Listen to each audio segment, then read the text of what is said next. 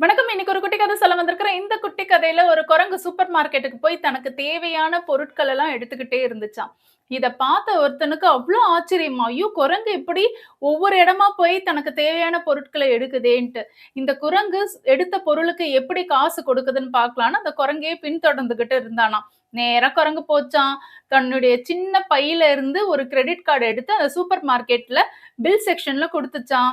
கரெக்ட்டா எவ்வளோ பணம்னு அவங்க போட்டு திரும்ப கிரெடிட் கார்ட குடுத்துட்டாங்களாம். அத எடுத்துக்கிட்டு அந்த குரங்கு நேரா நடந்து போச்சாம். இந்த குரங்க பின்தொடர்ந்துகிட்டே இந்த மனுஷனும் போனாருங்களாம். இந்த குரங்கு கிராஸ் பண்ண முயற்சி பண்ணுச்சாம். அப்ப சிக்னல் போட்டுட்டாங்களாம். உடனே நின்னுடுச்சாம். இந்த குரங்கு சிக்னலுக்கு நிக்கிறத பார்த்த இந்த மனுஷன் வந்து திடீர்னு வியந்து போயிட்டாருங்களாம். ஆஹா!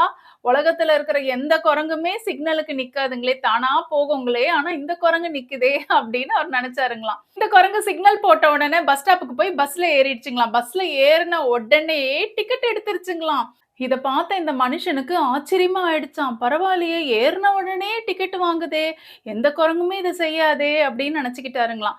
ஸ்டாப்பிங் வந்த உடனே பஸ்ஸ விட்டு குரங்கு இறங்கி நேரா ஒரு வீட்டுக்கு வாசல்ல போய் நின்னு காலிங் பெல் அடிச்சுக்கிட்டே இருந்துச்சாம். யாருமே வந்து ஒரு 5 நிமிஷத்துக்கு தொறக்கலையாம். 5 நிமிஷம் கழிஞ்ச உடனே ஒரு ஆளு கோவமா வந்து அந்த குரங்க பளார் பளார் பளார்ன்னு ஒரு கட்டைய வச்சு அடி அடின்னு அடிச்சாருங்களாம். இத பார்த்த இந்த மனுஷனுக்கு ரொம்ப கவலையாயிடுச்சாம். இவ்ளோ புத்திசாலி குரங்க போய் இவன் இப்படி அடிக்கிறானேன்னு ஓடி போய் தடுத்து நிற்பாட்டினாருங்களாம். "ஏங்க இந்த குரங்க இப்படி அடிக்கிறீங்க? இத ரொம்ப நேரமா நான் ஃபாலோ பண்ணிட்டு வரேன். சூப்பர் மார்க்கெட்ல அழகா பொருள் எடுத்து கிரெடிட் கார்ட ஸ்வைப் பண்ணிடுச்சு. நேரா சிக்னல் பார்த்து கிராஸ் பண்ணுது. பஸ்ல ஏறுன அடுத்த நொடியே கண்டக்டர் எங்க இருக்கிறார்ன்னு அவர்கிட்ட போய் டிக்கெட் வாங்குது.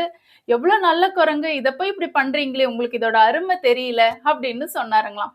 அதுக்கு இவர் சொன்னாராம், "நீங்க வேற எத்தனையோ வாட்டி இந்த குரங்கு கிட்ட நான் சொல்லியிருக்கிறேன். நான் தூங்குற நேரத்துல வெளிய நின்னுகிட்டு எனக்கு காலிங் பெல் அடிச்சு எழுப்பாதன்ட்டு. அதே விஷயத்த தான் திரும்ப திரும்ப இது செஞ்சுகிட்டே இருக்கு. செய்வியா? செய்வியான்னு மறுபடியும் அடிக்க ஆரம்பிச்சாருங்களாம்." இந்த குட்டி கதையில இருந்து நம்ம என்ன தெரிஞ்சுக்கிறோம்னா, நம்பளால யாரையும் திருப்திப்படுத்தவே முடியாது.